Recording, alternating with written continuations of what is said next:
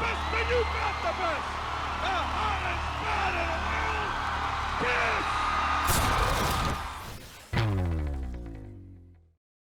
Kiss is my absolute favorite band of all time. There isn't a single Kiss album that I hate, even the ones that are lower on this list. I love all of it. But as long as we're making lists, there has to be a first and there has to be a last. So here we go. Sonic Boom. This was the first record in 11 years. Completely excited about the possibility. The first song I heard was Modern Day Delilah. It had that great old Kiss sound, really focused on the riff. Paul's voice sounded okay. It was great. It was new music.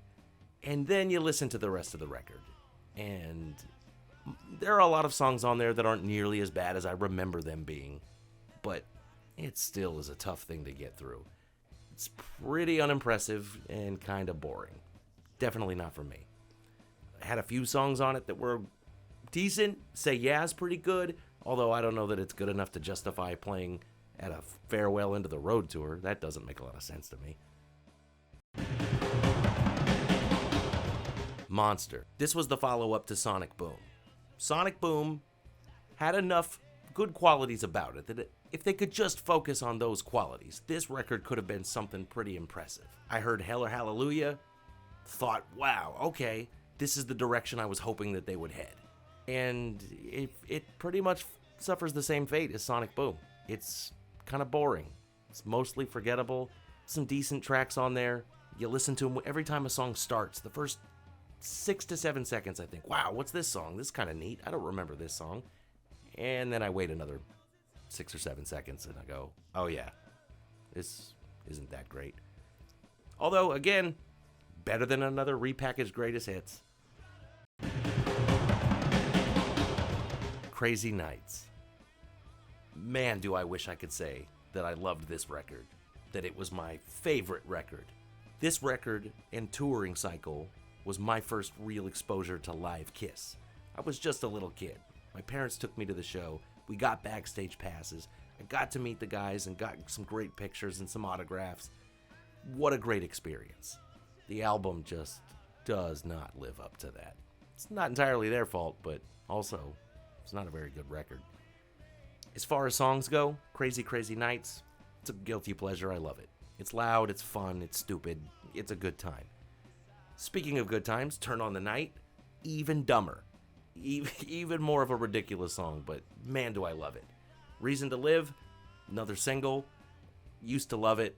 Not their fault, but I played it too much and now I'm burnt out on it and I could care less. The rest of the record just really suffers from the lack of presence from Gene. You can feel it. The bass lines aren't fun or interesting.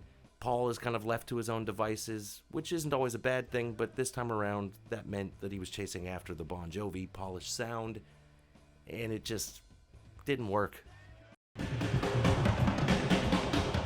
Hot in the Shade. Boy, does this record stink. I don't know how it made it this high up the list. Above Crazy Nights. I guess. Nostalgia, maybe? It's got a couple of great songs. Rise to It. I love that song. Hide Your Heart's great. Forever. If it wasn't for that song, nobody would even remember this record. Betrayed isn't half bad. Boomerang is kind of fun to listen to, but as soon as you turn it off and think about what you just heard, it kind of falls right back out of your head. It's kind of how I feel about the rest of the record. Gene was allegedly back, and you can't tell at all. There's way too many songs on this album. I don't understand what they were thinking. They could have cut most of them. And then you have weird things like Read My Body, which is, I'm sure everybody knows by now, is just Pour Some Sugar on Me. I don't know how they got away with that. There really isn't much else to say about this. It stinks. Animalize. This album is the result of Paul Stanley being left completely on his own to figure out who or what Kiss was, let alone himself. Gene took off, and to be honest with you, is probably mostly to blame for how bad this is.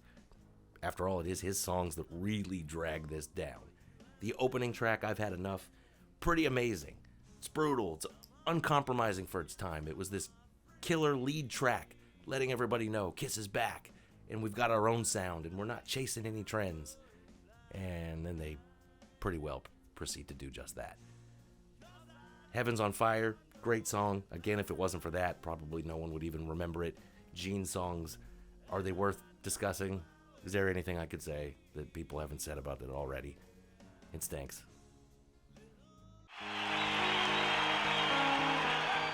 Lick It Up. This record took a really long time to grow on me. When I was a kid, I couldn't care less. I was into Alive 2 and the bombastic stage presence and the killer effects and the makeup and the original four. Even their replacements. I was about the makeup. So I really was listening with my eyes and not my ears. Through the years, though, going back and checking out Lick It Up, I've constantly impressed with how cool this record really is. Gene hadn't completely wigged out yet, so he was actually present and contributing. Fits like a glove. Total stupid song. It's indefensible how dumb that song is. But man, is it awesome. And man, does it have some killer Gene vocals on it. Young and wasted, Gene never sounded better. It was great. Paul was kicking ass, 1,000,000 to 1, Exciter. Great record. Just a little uneven, and it came at a time when people were losing interest. And for me personally, it's lower on the list. It's just not one that I return back to often. Psycho Circus. Man, what a scam this record was. I remember being about 12 or 13 years old and so excited for this record to come out. I was calling Tower Records on the phone, practically in tears. I was so afraid somebody was going to buy up all the albums and there wouldn't be any left for me to get there. I had to wait for my dad to come and take me to the store. I begged them to hold it behind the counter. When I got there, everybody was waiting for me, and they all had this kind of pitiful look on their face like they knew something I didn't, and I didn't care, couldn't care. All I did care about was getting home and playing this record. And I did. Over and over and over. It was so cool having new Kiss music.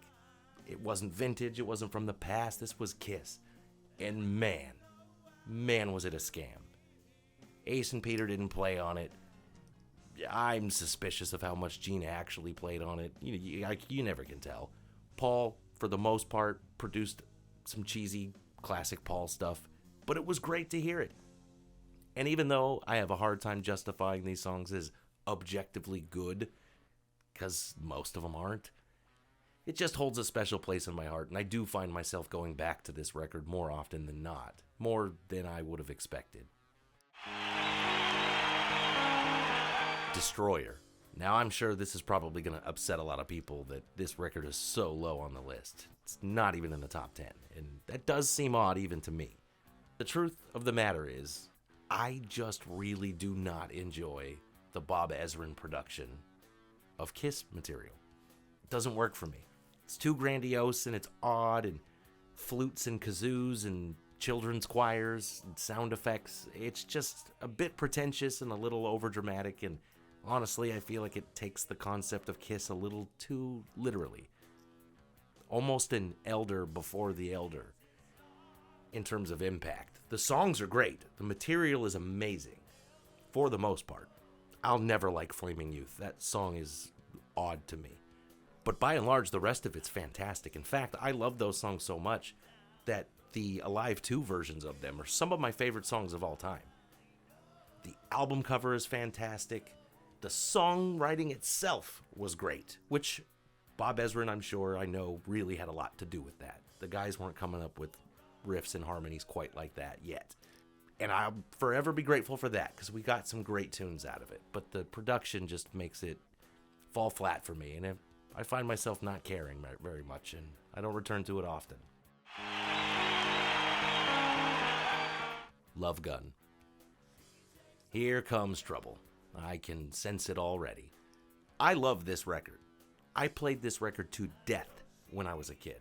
In fact, at the Kiss convention, one of the highlights for me was seeing the original painting in the ornate frame and how amazing it looked. It was like visiting a holy shrine.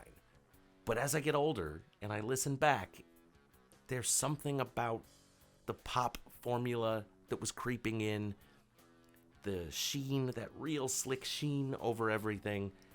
And it was just more formulaic and bubblegum than what I was used to and what I'm expecting and what I've come to love about Kiss. Some incredible songs. Almost Human. Got Love for Sale. Some really underrated Gene stuff on here that I'm a huge fan of. And my opinion of it changes from time to time. There are moments where hearing individual songs out of context, I like them more. When it's a whole product, though, it's just not something that means as much to me as some of the other catalog. Kiss. This record is an absolute mess. I don't understand who was in charge of handling this thing or how it came to be what it was in its multiple incarnations. The material itself, in almost every case, is amazing. They play this stuff to this day. They repackage this stuff to this day. It's that good. Absolute classics on this. Black Diamond is one of the best hard rock songs of the 70s, in my opinion. Absolute awesome record. But Kiss has always had this weird issue with tempo that I've never understood.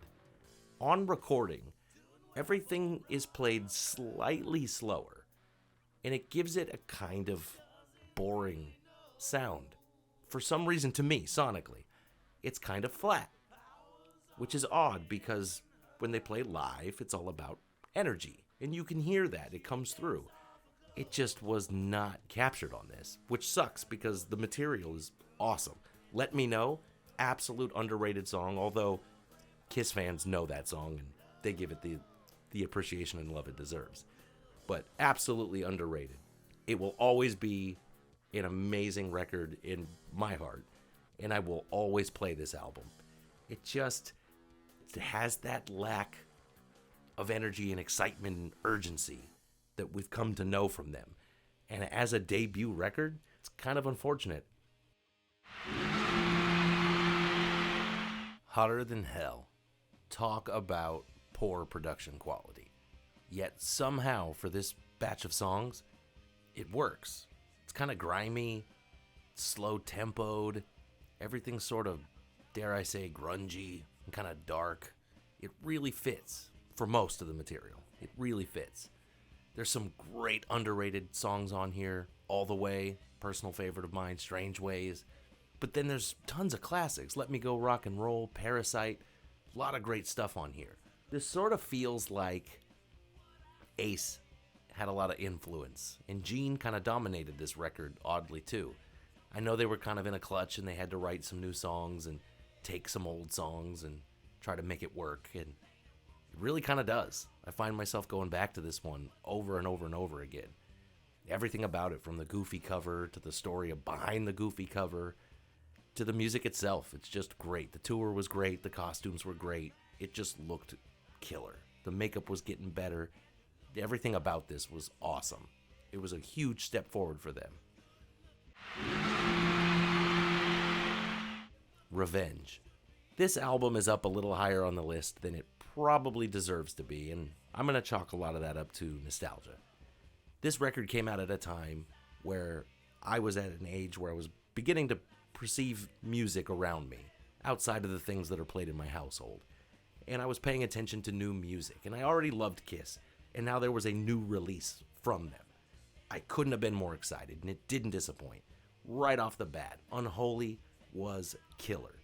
Hearing Vinny back with Gene, and Gene sounding like he was really putting in the effort, and most of his songs on that album, I think, hold up. Paul was great. Paul's churning out some of the stuff we're kind of used to from him, but he was doing it great. It was cool to see his swagger and his attitude again, and the band just sounded tight. It was terrible that Eric Carr was gone. Absolutely depressing. Eric Singer stepping in, though, he felt like a great choice. He seemed to understand and vibe really well with them. And Bruce's guitar work on the album is amazing, and that man does not get nearly the credit he deserves. Some really great stuff on here. Even the silly stuff. Spit is almost filler. Almost. It's the swagger and Paul's vocals kicking in that really help save it from the trash can. It kind of sounds a lot like Gene pilfering some of his questionable stuff from the previous records, but for the most part, pretty solid record. Objectively, probably deserves to be a little bit lower, but it's sitting right here because I still love it. Asylum, possibly one of the most underrated and overlooked Kiss records. I don't know what it is. Even with the misses, it's still, from top to bottom, is a great sounding record. It's filled with dumb stuff like All Night. I don't know how grown men looked at each other in a studio and said, yeah, let's do that. But I'm glad they did, because it's awesome. Even the whiny stuff, Who Wants to Be Lonely, I still love it. The video is scarred into my brain. Bruce Kulick is a madman on this record. He sounds awesome. He's really coming into his own. Eric always sounds killer. King of the Mountain, starting off with him just tearing it up. It was great to hear him like that, and it was great to see them like that. Gene, not great, but it got worse. For the most part, this was a really great record, and it's one that I go back to often. Hideous album cover. Hideous. I would never put that on a display anywhere unless it was surrounded by other things to distract from it. But the record itself, really, really, really cool. Dynasty. This is a record that I absolutely love. I could care less what anybody thinks. It's disco, it's whatever. They sold out. They sold out long before Dynasty. Come on. Dynasty's killer. Ace is all the way out of his shell. He sounds awesome. Gene's doing whatever it is that he does. He's changing into something, and nobody really knows what that is, but for at least this record, it doesn't seem to be harming anything. Paul sounds great. Never sounded better, maybe. It's sad that Peter's on his way out. At least we got one more song from him. But overall, completely solid record. Unmasked. Man, do I love this record. Everything from the goofball comic book cover to weird songs like Torpedo Girl. Absolute great album. Couple clunkers, You're All That I Want. I can deal with it, but it's definitely not great. And Is That You? That's one I struggle with. It's fun. When I hear it, I like it. I sing along, but it doesn't ever really stay with me. And maybe that's because it's not a Kiss song. You know, they tried their best. It's not the first time they did that, or would it be the last? But that one just didn't work as well for me. But things like Tomorrow, What Makes the World Go Round, Easy as It Seems, what a weird record that maybe if any other band had put out, I wouldn't have been open to. And in all reality, it kind of opened me to other bands that did make music that sounded like that. And I'll forever be grateful for that, if for nothing else. But tons of great songs, completely re-listenable. Love this album. Music from the Elder. This is a fantastic album. Absolutely. It's not exactly a record that you pop in on a nice sunny day with the windows rolled down while you're out driving. It's not that. But it's great. The songwriting is great. The performances are great. Everybody does a great job. I understand it's not for everybody and wasn't always for me either. But over the years, it's just grown on me, and really it kind of hasn't moved from this place on the list. I absolutely love it. I'm a huge fan. A lot of missteps along the way. It's a bummer we didn't get more promotional stuff. It's a bummer we didn't get more videos or a tour. I get it. Their star was kind of starting to wane, and they were afraid they weren't going to be able to sell tickets, so we didn't get anything. But what we did get was a really, really neat record, and I don't know why they would act embarrassed of that. It really left an imprint on people, and I know I'm not the only one who loves this record this much. Creatures of the Night, a damn near perfect record. It's an absolute shame that of all of the guitar players who secretly played on this record and were mostly never given proper credit, Kiss didn't have a guitarist exactly. But with the mystique around it, Ace is playing, or maybe he's not, whatever, he's on the cover, it still sounded great. It was loud, it was mean, it sounded like Kiss looked. And they finally figured that out, and Gene really thrives in that space. War Machine, I Love It Loud, Saint and Sinner, Rock and Roll Hell, sounds great. Paul's got tons of Led Zeppelin swagger going on in his tracks. Creatures of the Night is unforgettable. I Still Love You is absolutely a great, powerful ballad. I have no complaints with this record whatsoever, other than Keep Me Coming is a little awkward to listen to as an adult man. Dressed to Kill. Alright, I'm about to sound like a hypocrite and completely contradict myself. This is absolutely a poppy, polished record, but it was done right. They got the tempos right, they got the production right. It sounds great. Everything on it. Paul sounds amazing. Gene sounds great. There are a few songs on there, Ladies in Waiting, I could take it or leave it. Getaway has always kind of been goofy, but for the most part it usually sucks me in by the chorus. Just a great record. They all sound awesome. To be honest with you, I think the only thing keeping this from being a perfect record is we don't have a song by Ace. Outside of that, absolutely fantastic. I have zero problems with this album. Great cover, great track listing, bizarre songs like Two Timer that sort of feel like would have never happened again, and wouldn't you know they didn't. But absolutely fantastic. Carnival of Souls. Now this is where I lose everybody, I'm imagining, who's been listening so far. I really hope that you'll hear me out. You've made it this far in the video and we're almost done, so if you just hang on a little bit longer. I'm sure you're not going to agree with me, but let me plead my case. When I was a kid, this record came out, and it changed everything for me. Prior to this, I was exposed to Kiss through my father, and I loved it. I adored it absolutely. And it wasn't until the Revenge era where I was old enough to really appreciate new material that was being released, and I loved that album. And then this record came out. It came out at a weird time, though, because we already knew that the band was getting back together. The original four, which blew my little mind. I couldn't believe this was actually happening. And to get Carnival of Souls as a part of that hype, I wasn't exactly old enough to differentiate all of the behind-the-scenes things, like this record was a grunge ripoff or attempt to fit into that space, I suppose, or that it was leaked and was never meant to come out. It was supposed to sit on a shelf, that it was disrupting what the band had planned for a reunion tour. I was unaware of any of this really at the time. All that mattered to me was going down to Tower Records and picking up a physical copy.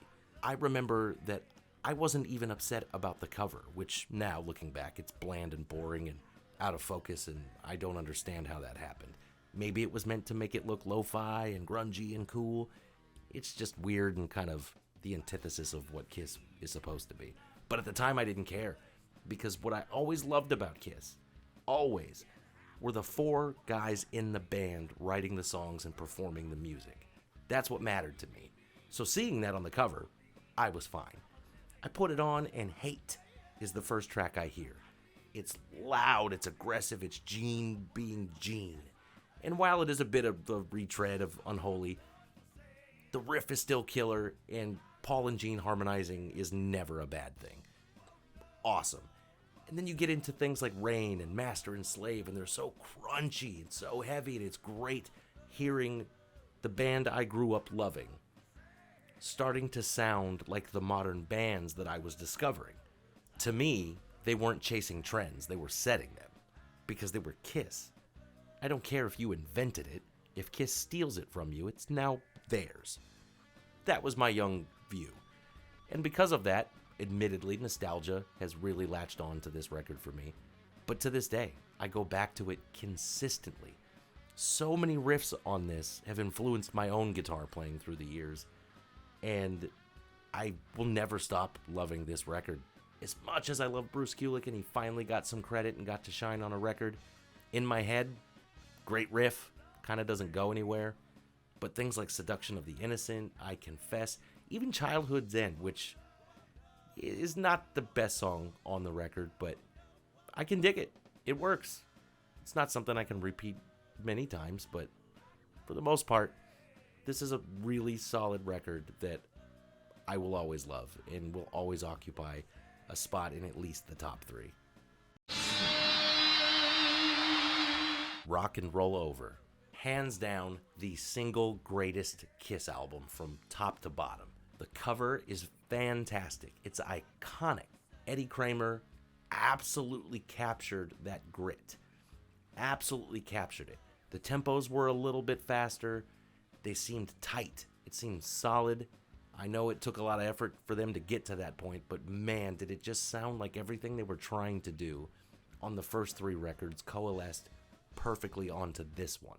Even the dull tracks. Baby Driver, not a huge fan. That opening riff is chunky and it seems like it's going to go somewhere neat. and it kind of doesn't. But it doesn't really have to, because Peter has such a killer voice. And hearing him shine whenever he gets the opportunity is awesome, except for I finally found my way on Psycho Circus. That was a nightmare. The rest of the album is incredible. Gene is absolutely, in my opinion, at his most iconic. His bass playing, so completely underrated. I do not know why that man doesn't get enough credit. I don't get it. He takes 50s style rock and roll walking bass lines, adds some distortion to them, and kind of plays them like a horn section, and it creates some of the most memorable Kiss songs. Half the time I'm listening to a song and tapping along to a beat or humming along to the riff, I realize that's Gene. That's not the guitars at all. Ace's soloing, fantastic, absolutely outstanding. His presence is felt so much on this album. Paul never sounded better, in my opinion. I Want You, exploding with that track. You just think, finally, this guy figured out who he is and what he wants to do, and how he wants to do it. Hard Luck Woman, Peter absolutely nails it. Rod Stewart be damned, that's a Peter Criss song. I don't care if Paul sings it now or if he lets Eric sing it. Eric's a great guy, but that's Peter Criss's song.